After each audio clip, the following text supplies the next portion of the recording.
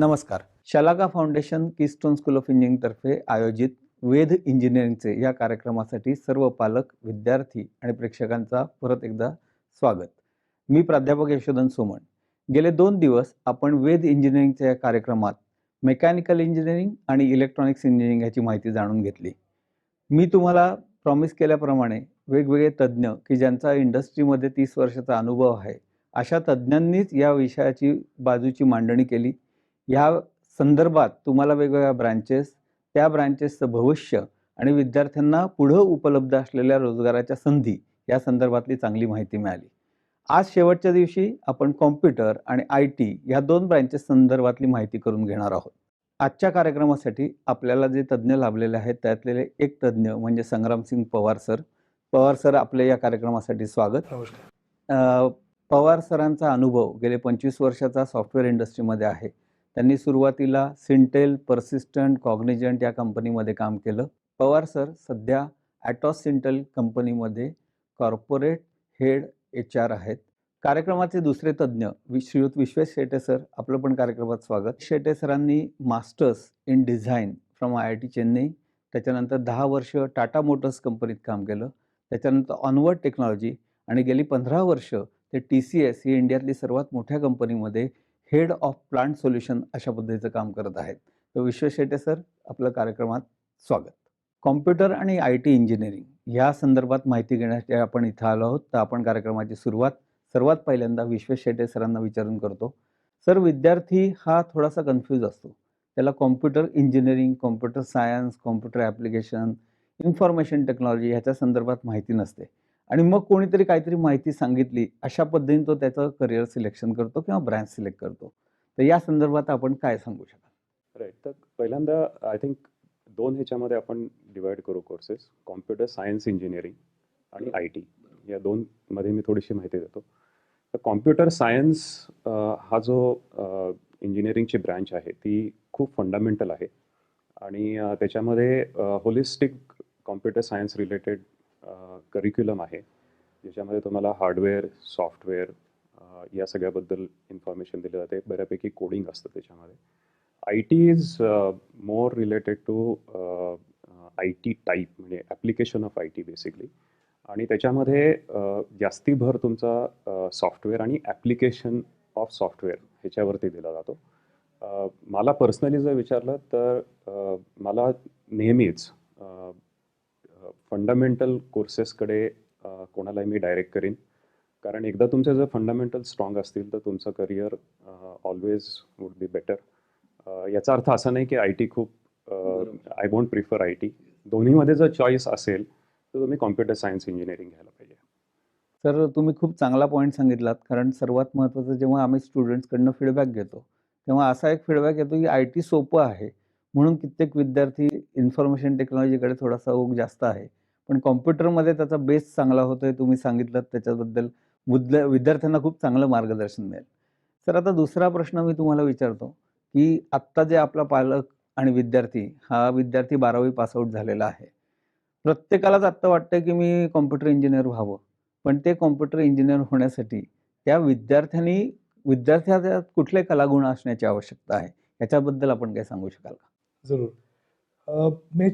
हे उत्तर जे 2 ह्याच्यात मी परत डिवाइड करेन. पहिला भाग आहे की प्रत्येक स्टुडंटनी एक विचार करणं फार महत्त्वाचं आहे की स्वतःकडे काय केपेबिलिटीज आहेत आणि त्यांनी पिअर इन्फ्लुअन्स वरती न जाता, पालकांचं प्रेशरमध्ये न येता त्यांनी हा विचार करणं फार महत्त्वाचं आहे की माझ्याकडे काय आहे. त्यानंतर हा विचार येतो की कुठल्या स्ट्रीममध्ये जावं, डिझाईन क्षेत्रात जावं का कम्प्युटर इंजिनिअरिंगमध्ये जावं का मेकॅनिकलमध्ये जावं. ह्याच्यातल्या 3-4 गोष्टी फार महत्त्वाच्या आहेत फ्रॉम स्किल स्टँडपॉईंट. एक तर आहे ॲनालिटिकल एबिलिटी, हे फार महत्त्वाची. प्रॉब्लेम सॉल्विंग स्किल्स हे अत्यंत गरजेचं आहे, कारण की आजचा कस्टमर हा प्रत्येक वेळेस नवीन प्रोडक्ट मागत असतो, नवीन प्रॉब्लेम त्याच्याकडे असतात. प्रॉब्लेम सॉल्विंग हे असणं अत्यंत गरजेचं आहे. तिसरा भाग आहे इनोव्हेशन अँड क्रिएटिव्हिटी. ज्याच्यात लॅटरल थिंकिंग पण येतं, ज्यात राईट ब्रेन थिंकिंग पण येतं. ते फार महत्त्वाचं आहे की लॅटरल थिंकिंग असणं फार महत्त्वाचं आहे. आणि fourth and most important part is, जिला म्हणतो आपण सखोल विषय म्हणजे इनडेप्थ मध्ये जाणं फार महत्त्वाचं आहे कुठल्याही स्टुडंटला. असे 3-4 गोष्टी ज्या आहेत सगळं त्यांनी त्याच्यामध्ये असतील ते जरूर त्यांनी कम्प्युटर इंजिनिअरिंगचा विचार करावा आणि this one of the best fields to grow. तर पुढचा प्रश्न सर मी विश्वेश शेटे सरांना विचारतो की सर खरं ह्या 4 वर्षात विद्यार्थ्याला काय शिकायला मिळतं? इंजिनिअरिंगचा पहिला वर्षाचा जो करिक्युलम असतो तो मल्टीडिसिप्लिनरी असतो. बेसिकली ऑब्जेक्टिव्ह असा असतो की तुम्ही कॉम्प्युटर सायन्समध्ये जरी ग्रॅज्युएट होणार असलात तरी देखील तुम्हाला बाकीच्या स्ट्रीम्सची थोडीफार इन्फॉर्मेशन असायला पाहिजे. आणि आपण जर खरं विचार केला तर आजच्या काळामध्ये मी जो काही ओव्हरऑल ट्रेंड बघतो आहे त्याच्यामध्ये मल्टीडिसिप्लिनरी स्ट्रीम्स हे खूप वाढत आहेत आणि तुम्हाला मल्टीडिसिप्लिनरी नॉलेज असण्याची खूप गरज आहे. तर हा पहिला खूप मोठा डिफरन्स आहे की इंजिनिअरिंगमध्ये जो आलेला विद्यार्थी असतो तो फर्स्ट इयरला सगळ्या स्ट्रीम्सची ओळख करून घेणार आहे. त्याच्यानंतर मग हळूहळू हार्डवेअर, मग त्याच्यामध्ये मायक्रो प्रोसेसर सिस्टीम्स आहेत, एम्बेडेड सिस्टीम्स आहेत, कॉम्प्युटर नेटवर्किंग आहे, याचं इंट्रोडक्शन होतं. डेटा आर्किटेक्चर्स, अल्गोरिथम्स, त्याच्यानंतर data management systems, UPS programming, हे प्रोग्रॅमिंगचे जे फंडामेंटल्स आहेत त्याच्याबद्दल तुम्हाला इंट्रोडक्शन होतं. त्याच्यानंतर तुम्ही पुढे जसे ॲडव्हान्स व्हाल, जसे तुम्ही 4th इयरपर्यंत याल तेव्हा लेटेस्ट टेक्नॉलॉजी ट्रेंड्स जे आहेत ज्याच्यामध्ये AI ML which is very important nowadays, त्याचं इंट्रोडक्शन होतं. क्लाउड कॉम्प्युटिंगचं तुमचं इंट्रोडक्शन होतं. तर या सगळ्या ॲडव्हान्स टॉपिकमध्ये तुम्हाला इंट्रोडक्शन होतं जे आज इंडस्ट्रीला सगळ्यात आवश्यक आहे. त्याच्यामध्ये पण एक अॅनॉलॉजी मी देऊ इच्छितो की जे सोप्या भाषेत स्टुडंटसाठी की आपण अगोदर एक 10 वर्ष अगोदर एक क्रिकेट हा विषय आपल्या भारतात खूप जीवप्रिय विषय आहे आणि it's a religion for India. तर 10 वर्ष अगोदर जो हा खेळ होता तो एक स्पेशलायझेशनवरती होता. जसं बॅट्समननी बॅटिंगच करावी, बॉलरनी बॉलिंगच करावी किंवा विकेट किपरने विकेट किपिंगच करावी. पण तसं न करता हा पूर्ण जो खेळ आज बदललेला आहे तो मल्टीटास्किंगवरती गेला आहे, मल्टीडिसिप्लिनरीवरती गेला आहे. वेगवेगळे डिपार्टमेंट हाताळता आले पाहिजे तुम्हाला आणि त्याची कनेक्टिव्हिटी जोडता आली पाहिजे. सर जसं आपण म्हणतो की उगवत्या सूर्याला सगळेच जण नमस्कार करतात, तशा पद्धतीची कॉम्प्युटर IT ह्यामधली नवीन उगवते विषय कुठचे? मला असं वाटतं की आज सगळीकडे everything is smart. You have smart TV, smart refrigerator, smart printer, everything is smart, right? So that is what is the trend. Again as I said की हा सगळा मल्टीडिसिप्लिनरी आहे. तुम्हाला जर इक्विपमेंट स्मार्ट करायचं असेल तर त्याच्यासाठी तुम्हाला हार्डवेअरमधलं नॉलेज पाहिजे. हार्डवेअरमधलं नॉलेज मिळाल्यानंतर तो डेटा सगळा क्लाउडला कसं जाईल म्हणजे क्लाउड कॉम्प्युटिंगचं नॉलेज पाहिजे. तुमचा डेटा सिक्युअर राहायला पाहिजे, मग सायबर सिक्युरिटीचं नॉलेज पाहिजे.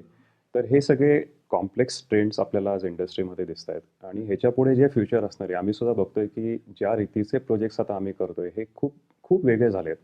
पूर्वी सिम्पल AMS टाईपच्या सपोर्ट टाईपच्या एंगेजमेंट्स असायच्या, आता कस्टमरचे एक्सपेक्टेशन्स खूप वेगळे आहेत. आणि त्याच्यामध्ये खूप व्हॅल्यू ॲडेड त्यांना सर्व्हिसेस हवे असतात. आणि हाच ट्रेंड पुढे राहील आणि जर तो ट्रेंड राहिला नाही म्हणजे तो तर ट्रेंड आहेच आहे, पण आपण जर त्या ट्रेंडला मॅच केलं नाही तर आपल्या इंडस्ट्रीला भवितव्य नसेल.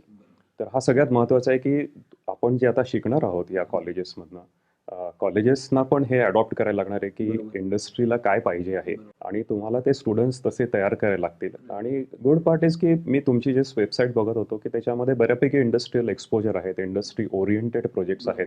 तर ही माझ्या मते आजची गरज आहे आणि स्टुडंट्सना पण त्याच्याप्रमाणेच फोकस करायला लागेल. त्यांना इनिशिएटिव्हज घ्यायला लागतील, स्वतःहून त्यांना कॉलेजच्या करिक्युलमच्या बाहेर जाऊन स्वतः प्रोजेक्ट्स करायला लागतील. आणि आज भरपूर लेगो किट्स आहेत, ॲड्रिनो किट्स आहेत, you can build your own equipments. हे सध्या स्कोप खूप आहे आणि it is easy to go cross discipline आणि ती माझ्या मते काळाची गरज आहे. सर थोडंसं प्रश्नाचं अजून एक्सटेन्शन होतं. आम्ही वेगवेगळी नावं ऐकतो की ज्याला आपण म्हणतो की बाबा पायथन किंवा iOS. तर अशा कुठल्या टेक्नॉलॉजीज आहेत की ज्या विद्यार्थ्यांनी शिकले तर तो लवकरात लवकर एम्प्लॉयबल बनेल? तर पहिल्यांदा मी सांगेन की डेटा सायन्स. आणि डेटा सायन्स म्हटल्यानंतर ऑब्व्हियसली AI ML ह्याच्यामध्ये पायथन असेल, R असेल, आणि finally data warehousing, data architect concepts हे खूप महत्त्वाचे आहेत. आणि तो ट्रेंड आहे. आणि जसं मी म्हटलं की एकीकडे हा मल्टीडिसिप्लिनरी कसा आहे, तर बँकिंग ट्रान्झॅक्शन जेव्हा होतात तेव्हा फ्रॉड डिटेक्शन करायचं असेल तर फ्रॉड डिटेक्शन करायचं म्हणजे काय करायचं की तुमचा एक स्पेंडिंग पॅटर्न असतो, त्या स्पेंडिंग पॅटर्नच्या पेक्षा तुम्ही काहीतरी वेगळं स्पेंडिंग केलं किंवा तुमच्या अकाउंटमध्ये तसं ट्रान्झॅक्शन झालं तर ते ऑटोमॅटिकली युझिंग AI ऑल्गोरिथम्स आपण डिटेक्ट करू शकतो. आता ही कन्सेप्ट तुम्ही बँकिंगमध्ये लावा किंवा मॅन्युफॅक्चरिंगमध्ये लावा, जिथे एक प्रोसेस चालू आहे आणि ती प्रोसेस कुठल्या तरी आउट ऑफ कंट्रोल गेली तर ती अनॉमली आपण डिटेक्ट करतो. प्रिन्सिपल्स आर सेम, तुम्ही बँकिंगला लावा किंवा मॅन्युफॅक्चरिंगला लावा. तर महत्त्वाचं काय आहे की तुम्हाला हा इंटरडिसिप्लिनरी अंदाज आला पाहिजे आणि त्याचं ॲप्लिकेशन करता आलं पाहिजे. I think that is what today's trend. Sorry, 3D printing, image analytics, माझ्या मते ह्याच्यामध्ये भरपूर स्कोप पुढे आपल्याला दिसणार आहे. खूप खूप छान. सर मला असा प्रश्न विचारायचा आहे की तुम्ही ॲटॉस सिंटेल नावाच्या कंपनीमध्ये काम करता की ज्याचा खूप मोठा ग्लोबल प्रेझेन्स आहे. तर इंडियन विद्यार्थ्याला इंडियन इंडस्ट्रीचा लँडस्केप कसा आहे? म्हणजे कॉम्प्युटर आणि IT प्रत्येकाला काहीतरी एकच कंपनी माहीत असते, तिथंच मला जॉब पाहिजे असं डोक्यात असतं. तर त्याच्याऐवजी ओव्हरऑल हा लँडस्केप कसा आहे आणि तो थोडासा पुढे कसा ग्रो होईल? हा खूप चांगला प्रश्न आहे आणि विद्यार्थ्यांना खरोखर उत्सुकता असेल या प्रश्नाची. नॅस्कॉम म्हणून एक बॉडी आपल्या इंडियामध्ये आणि it's a non profit organisation आणि ते बऱ्यापैकी रिसर्च करत असतं आणि त्याच्या रिसर्च डेटाच्या हिशोबाने $350 बिलियन ही ही ग्रोथ होणारे 2025 पर्यंत. म्हणजे पुढचे 10-15 वर्ष ह्या क्षेत्रात खूपच मोठी ग्रोथ होईल. पॅन्डेमिकमुळे थोडं स्लोडाऊन झालेलं असेल. गार्टनर एक रिपोर्ट फाइंडिंग करतं, त्याच्यामध्ये ते सांगतात की जवळपास 60% स्लोडाऊन झालेलं आहे, पण $350 बिलियन पर्यंत ही इंडस्ट्री ग्रो होणार आहे. आज आपल्याकडे $191 बिलियन हा व्यवसाय आज होतो आपल्या इंडियामध्ये आणि जवळपास 10 लाख ते 15 लाख एम्प्लॉईज आपण उचलतो दरवर्षी. आणि जर का आपण बघितलं तर 191 वरनं 350 बिलियनला गाठायचं असेल तर जवळपास अजून 10 लाख ते 15 लाख विद्यार्थी जोडतील. म्हणजे तुमचं म्हणणं आहे की 2025च्या नंतर आत्ता जो इंडियातला वर्कफोर्स आहे तो साधारणतः 1.5 पटीने वाढेल आणि तेवढी प्रचंड मोठी रिक्रुटमेंट ही करायला लागेल. तर सर आम्ही कॉलेज ऑपरेट करतो आणि कॉलेजातनं वेगवेगळ्या इंडस्ट्रीच्या टचमध्ये असतो आणि मग इंडस्ट्रीच्या डिमांड समजून घेऊन तशा पद्धतीने आम्ही कॉलेजात चेंज करण्याचे प्रयत्न करतो. तुम्ही एखादा विद्यार्थी जेव्हा रिक्रूट करता तेव्हा त्या विद्यार्थ्याकडे तुमच्या काय अपेक्षा असतात किंवा तुम्ही त्याच्याकडे काय शोधत असता? Please sir. एक तर टेक्निकल स्किल्स डेफिनेटली आम्ही बघतो. तर I think that need not be stated, right? You have to be technically sound. पण त्याच्यानंतर पुढे काय की असे बरेच स्टुडंट्स आहेत की जे टेक्निकली साऊंड आहेत, मग then we have to make further choice. मग त्याच्यामध्ये तुमचे ॲनालिटिकल स्किल्स कसे आहेत, तुमचं कम्युनिकेशन किती स्ट्रॉंग आहे, तुमची थॉट क्लॅरिटी कशी आहे, हे आम्ही बघतो. आणि माझ्या मते हे खूप महत्त्वाचं आहे, पर्टिक्युलरली IT इंडस्ट्रीमध्ये तुम्हाला काम करायचं असेल तर. कारण IT इंडस्ट्रीमध्ये पहिले काही वर्ष कदाचित तुम्ही कस्टमरबरोबर बोलणार नाही आहात, पण नंतर तुम्ही डायरेक्टली कस्टमरबरोबर, इंटरनॅशनल क्लायंट्स बरोबर बोलणार आहात. तर तुम्हाला कम्युनिकेशन स्किल खूप चांगलं असणं गरजेचं आहे. तुमचं इंग्लिश खूप चांगलं असणं गरजेचं आहे. अपार्ट फ्रॉम दॅट, जर Japanese or you know German or French, definitely those are additional positives. तर हे बेसिकली आम्ही प्रायमरीली बघतो. अपार्ट फ्रॉम दॅट, जर एखाद्या स्टुडंटनी स्वतःहून जाऊन बियॉन्ड करिक्युलम काही प्रोजेक्ट्स केले असतील, इंटरडिसिप्लिनरी काहीतरी काम केलं असेल किंवा ज्या प्रोजेक्ट्समध्ये रिअल व्हॅल्यू आहे which is close to the industrial need, असं जर काही केलं असेल तर तो स्टुडंट हा डेफिनेटली सिलेक्ट होणार, मग तो कुठल्याही कॉलेजमधनं असो. आम्ही ज्यावेळेस हायरिंग करतो त्यावेळेस एक तर लाईव्ह प्रॉब्लेम सॉल्व्हिंग हा एक मोठा विषय असतो. त्यामुळे बऱ्याचशा कंपन्यांमध्ये आजकाल तुम्ही बघत असाल हॅकेथॉन म्हणून हा प्रोसेस असतो, जिथे त्यांना प्रॉब्लेम देतात आणि they have to come up with solutions, live problems. आणि बऱ्यापैकी आपण चर्चा करत असताना मला पण आढळलं की तुमची इन्स्टिट्यूट आज लाईव्ह प्रोजेक्ट्स घेते आणि ते फार महत्त्वाची बाब आहे आणि इंडस्ट्रीनी पण लक्ष घालायला पाहिजे आणि त्याला इन्क्युबेट करायला हवं आहे. जोपर्यंत इंडस्ट्री आणि अकॅडमिया एकत्र येत नाही तोपर्यंत चांगले एम्प्लॉईज निर्माण होणार नाही. आणि इंडस्ट्री ही काळाच्या गरजेप्रमाणे पळत असते, पण अकॅडमियानी पण त्याला जोडून काम करणं गरजेचं आहे. इंडस्ट्रीचं ऐकणं गरजेचं आहे की कुठे काय कसल्या ह्याची गरज आहे आणि त्या हिशोबाने सिलेबस हा फार महत्त्वाचा भाग आहे. सर आम्हाला सांगायला खूपच म्हणजे प्राऊड वाटतं की 114 कंपनीमध्ये माझे आत्ता विद्यार्थी आहेत आणि तुमच्या सगळ्या टॉप कंपन्यांमध्ये माझे विद्यार्थी खूप चांगल्या पद्धतीचं काम करत आहेत. सो सर आमचे विद्यार्थी आणि पालक खूपच नशीबवान आहेत की तुमच्यासारख्या इंडस्ट्रीतल्या स्टॉलवर्ड्सकडनं त्यांना काहीतरी ऐकायला मिळतंय. जाता जाता सर्व विद्यार्थी आणि पालकांना काय संदेश देऊन जा? मी एक सांगेन की पहिल्यांदा तुम्ही जी गोष्ट करताय ती तुम्हाला आवडत असेल तर करा. कोणीतरी फोर्स करतंय म्हणून करू नका. त्याच्यामध्ये ॲप्लिकेशन इज व्हेरी इम्पॉर्टंट. कुठलीही सिम्पल गोष्टी असतात. न्यूटन्स फर्स्ट लॉ घेतलं तर त्याचं ॲप्लिकेशन आपल्याला दिसतात. सेकंड लॉ, थर्ड लॉचे पण ॲप्लिकेशन्स आहेत. रिफ्रॅक्शनचे ॲप्लिकेशन्स आहेत. जर तुम्ही हे सायन्सचे जे टर्म्स आहेत ते जर तुम्ही रिअल लाईफ बरोबर कुठेतरी कोरिलेट केलं तर तुम्ही त्याचे फंडामेंटल्स कधीही विसरणार नाहीत. आणि माझ्या मते हे खूप इम्पॉर्टंट आहे. त्याच्यामुळे तुम्ही जेव्हा शिकत असाल तेव्हा खूप सिन्सिअरली शिका. हे जे 4 वर्ष आहेत ते आयुष्यातले तुमचे 4 वर्ष असे आहेत की ज्याच्यामध्ये तुम्हाला दुसरं कुठलंही प्रेशर नाही आहे. तुम्ही एकदा पासआउट झालात की जर तुम्ही एम्प्लॉयमेंट घेतली तर तुमचं शिकणं पॅरलली हे खूप जास्ती अवघड आहे. त्याच्यामुळे तुम्हाला जेवढा वेळ देता येईल हे 4 वर्ष डेडिकेट करा आणि भरपूर शिका. भरपूर स्कोप आहे आजच्या काळामध्ये. इनोव्हेशनला खूप स्कोप आहे. आय थिंक हे 4 वर्ष तुमच्यासाठी खूप महत्त्वाचे आहेत त्या दृष्टीने. सर आपलं मार्गदर्शन. लर्निंग परत is at the centre stage. आणि मी सगळ्यांना सांगू इच्छितो की तुमचं अकॅडमिक्स आहेत पण त्याच्याबरोबर बरेचसे प्लॅटफॉर्म्स आहेत. परसिपिओ म्हणून प्लॅटफॉर्म आहे किंवा कोर्सेरो म्हणून प्लॅटफॉर्म आहे. उडेमी म्हणून प्लॅटफॉर्म आहे. Nothing stops you to be better. Nothing stops you to stop learning. Learning is going to make you successful. Shalaka foundation keystone school of engineering 3 सत्रामध्ये विद्यार्थी आणि पालकांना वेगवेगळ्या ब्रांचेस विषयीच्या माहितीसाठी तज्ज्ञ लोकांना आमंत्रित केले होते.